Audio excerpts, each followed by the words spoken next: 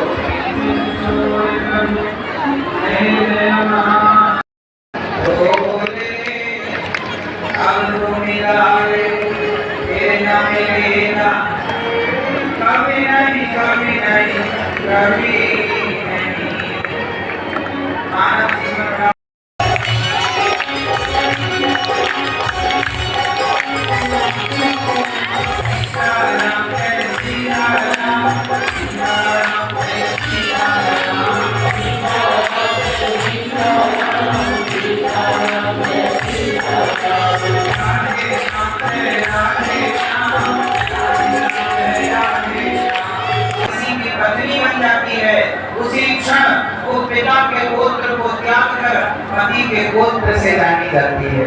पिता के नाम पिता की जाति से नहीं, पति की जाति से जानी जाती है। मतलब एक स्त्री का समर्पण देखिए कि अपने पति के लिए वो अपनी जाति छोड़ देती है, वो अपना गोत्र छोड़ देती है, वो अपना रूप रंग बदल लेती है। शादी के पहले लड़की के माथे पर सिंदूर नहीं होता, पर शादी के बाद बदल गई, पति के लिए नाक से लेकर के माथे तक सिंदूर लगाती है, पति की लंबी आयु के लिए।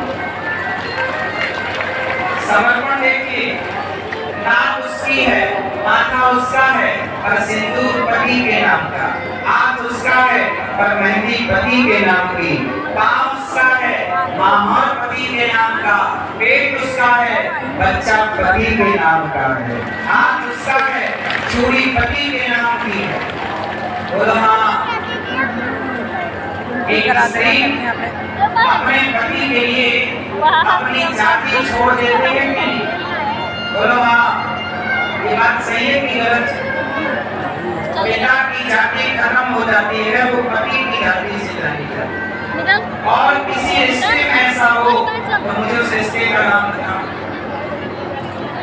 कोई और रिश्ता ऐसा हो जहाँ अपना नाम तक छोड़ा जाए, जाति छोड़ी जाए, ऐसा तो मुझे नहीं देखा कोई और रिश्ते। इसलिए पत्नी का समर्पण देखिए कि पति झोपड़ी में रहता हो तो पत्नी उस पति के साथ झोपड़ी में रहती है। राम जंगल में थे, वनवास हुआ राम का, सीता मैया का वनवास नहीं हुआ था। सीता मैया बोलती कि 14 साल बाद आप जब आ जाएंगे तो मैं मिल जाऊंगी, तब तक मैं मायके जाती हूँ। सीता मैया चाहती तो मायके जा सकती थी, पर 14 साल राम यदि राज्य में थे, राम महलों में थे तो सीता मैया महलों में थी, और राम झोपड़ी में गए तो सीता मैया झोपड़ी में गई। एक अच्छी पत्नी वही है जो महलों में भी रहे और जब जरूरत पड़ने पर समय बिगड़े तो पति झोपड़ी में हो तो झोपड़ी में भी पति का साथ दे। यही नारी का धर्म, और यही नारी है, करती भी है। पति के सुख में सुधरने की परंपरा ही भारत से समाप्त हो। आधुनिकता के नाम पर पूरे भारत में सबसे लंबी मांग आज भी कहीं की है तो कहाँ की है? सबसे लंबा सिंदूर मस्तक पर है, भारत की स्त्रियों के माथे पर देखने को मिलता। और बिहार की माताएं भारत के किसी भी कोने में उनके मांग का सिंदूर लंबा ही होता है, चाहे भारत के किसी भी कोने में हो। अमेरिका में भी कोई बिहार की माता हो, लंदन में भी कोई बिहार की माता हो, तो वो अपने संस्कार संस्कारों को वहाँ भी नहीं छोड़ती, वहाँ भी अपने भारत की परंपराओं का निर्वहन करती है।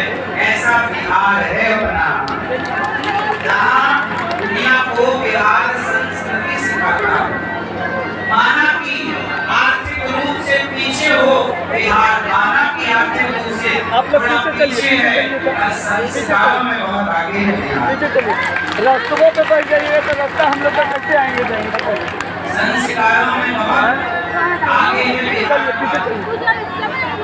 इसलिए कहीं कोई जगह नहीं, जबरदस्ती बैठा तो उठा के पीछे भेज पति का समर्पण जैसे पति में है, ऐसे हम सबको समर्पण करना है भगवान के चरणों।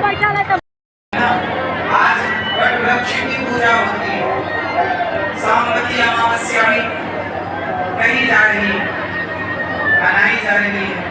वट सावित्री व्रत भी है। कहा जाता है कि हमारे देश की स्त्रियां ऐसी हुई, सावित्री जो अपने पति को यमराज के पति की मृत्यु हो गई, यमराज लेकर जाने लग गए, तो सावित्री पीछे पीछे चली गई। यमराज जी बोली कि कहाँ जा रही हो? सावित्री बोली कि मेरे पति को आप छोड़ दो यमराज जी, मैं अपने पति के बिना रह नहीं सकती। यमराज जी बोले पति की उम्र पूरी हो गई है, आप जाओ, अभी तुम्हारा टाइम नहीं आया, इसलिए तुम्हारी मृत्यु नहीं आएगी, और तुम्हारे पति की मृत्यु हो चुकी जाए। यमराज जी बोले नहीं, हम ले जाएंगे तुम्हारे पति को। सावित्री बोली यदि पति है तो मुझे भी ले चलो। यमराज बोले जितना करो जाने दो हमें। सावित्री बोली नहीं। यमराज जी बोले अच्छे काम करो, पति को छोड़कर तुम कुछ और वरदान मांगोगे। तो सावित्री बोली आज का ही वो दिन था, आज वट सावित्री व्रत है ना, आज का ही वो दिन था जब सावित्री ने यमराज जी से कहा कि मेरे पति को छोड़ दो। यमराज जी बोले नहीं छोड़ूंगा। तो सावित्री से कहा कुछ वरदान मांगो। सावित्री ने कहा तो हे यमराज जी मुझे वरदान दो कि मैं 100 पुत्रों की माता बनूं, मैं 100 पुत्रों की माता बनूं। यमराज बोले तथास्तु, तुम 100 पुत्रों की माता बनोगी। सावित्री बोले मेरे पति को आप ले जा रहे हैं, तो मैं 100 पुत्रों की माता कैसे बनूं? आपने मुझे वरदान दे दिया, अब मेरे पति को छोड़िए। तो चतुराई इतनी थी कि यमराज भी हार गए सावित्री से। और बाद में यमराज जी ने सावित्री के पति को सावित्री को सौंपा, कहा कि तुम जैसी नारी हो, तुम जैसी पतिव्रता नारी हो, तो यमराज की ताकत नहीं कि तुम जैसी नारी का सिंदूर उजाड़ सके। इसलिए हमारे यहाँ जब पाकिस्तान कभी भारत की बहनों का सिंदूर उजाड़ने का सोचता है तो पाकिस्तान की उल्टी गिनतियां चालू हो जाती हैं। ऑपरेशन सिंदूर चलाकर हमारी सेना भारत का गौरव बढ़ाती है और हमारी बहनों के माथे से उजड़े हुए सिंदूर का बदला ऑपरेशन सिंदूर से लेती है। पाकिस्तान को उसकी भाषा में जवाब देने का काम हमारी सेना करती है। इसलिए सिंदूर को हल्के में न लेना। ये पाकिस्तान को शायद पता नहीं कि हम यमराज से लड़ जाने वाले लोग हैं। सिंदूर के लिए तुम पाकिस्तान, तुम किस खेत की होगी, तुम सिंदूर से खिलवाड़ ना करना। बिन परमेश्वर सोना मंदिर, बिंदिया बिना लीलार सोना, पति बिना संसार। पति के बिना संसार कैसा है? सुना। पति ब्रह्मा, पति विष्णु, पति नरवताधार। जिस नारी ने पति को पाया उसकी नैया पार सोना, पति बिना संसार। पति ही जप है इस विध मिला दया, इस विध मिलो श्री श्यामी तुमको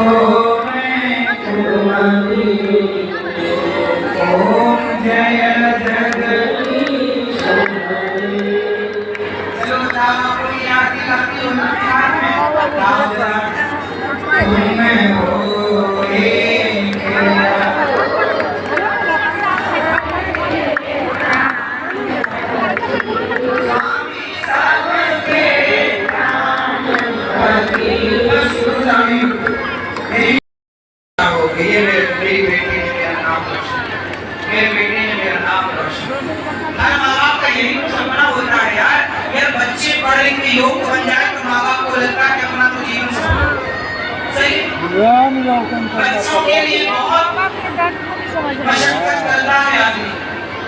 बच्चों के भविष्य की बड़ी चिंता, तुम्हारे बाप को नींद नहीं आती, रात रात जागता है बच्चों के लिए, तुम्हारे लिए।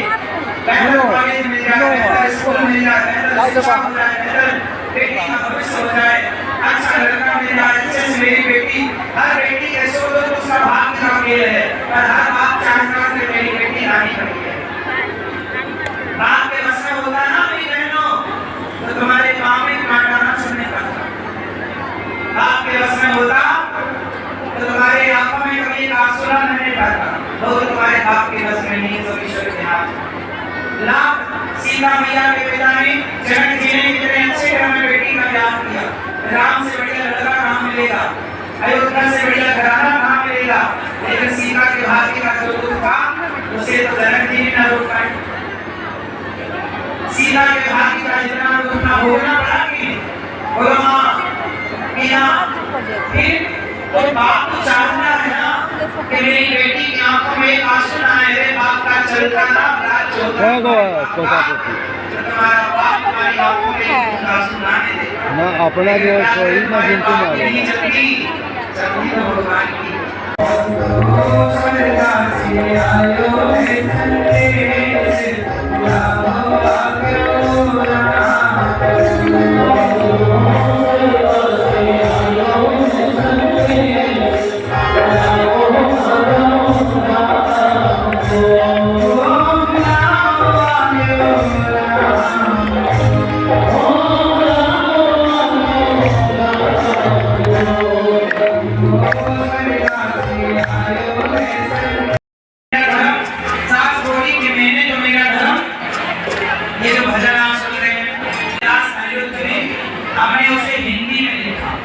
और ये जो भजन आपको सुना रहे हैं दास अनिरुद्ध ने हिंदी में लिख कर आपको सुना भाई। जब सास मरने लगी तो बहू से बोलती है, बहू मैं तो मारो धर्म निभाती। पीछे के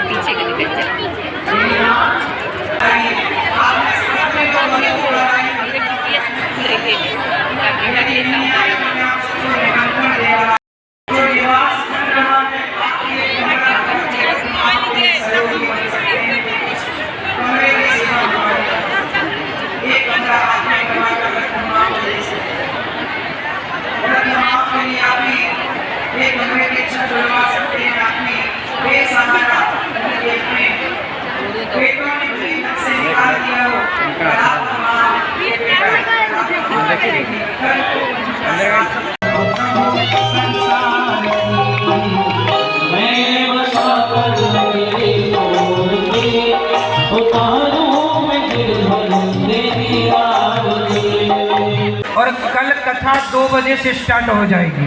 कितने बजे से? सब लोग बोलो। कल दोपहर 2 बजे, रोज 3 बजे से होती है, कल 2 बजे से स्टार्ट होगी। सुबह 9 बजे गुरु मंत्र जिनको लेना है दिया जाएगा। सुबह 9 बजे यहीं मिलेंगे, जिनको मिलना है मंत्र लेना है यहीं। और अभी प्रश्नोत्तरी में मिलेंगे सबको, जिनको कोई सवाल करना है आप सबकी सेवा होगी। और आप सब वृंदावन आइए, सादर आमंत्रित है। हमारा निमंत्रण कौन स्वीकार करेगा? सब वृंदावन आइए, गौरी गोपाल भगवान का दर्शन करें। आज देख सकते हैं यहाँ पे मेला में आज काफ़ी ज़्यादा भीड़ है। कथा ख़त्म हो चुका है और लाखों लोग कथा सुनने आए थे और यहाँ पे अभी मेला में भी काफ़ी भीड़ है। यहाँ पे देख सकते हैं आज तो बहुत ज़्यादा, सब दिन से ज़्यादा आज भीड़ है, क्योंकि कल कथा नहीं हुआ था इस वजह से। तो कल का कथा 2 बजे से शुरू होगा। यहाँ पे देख सकते हैं आप।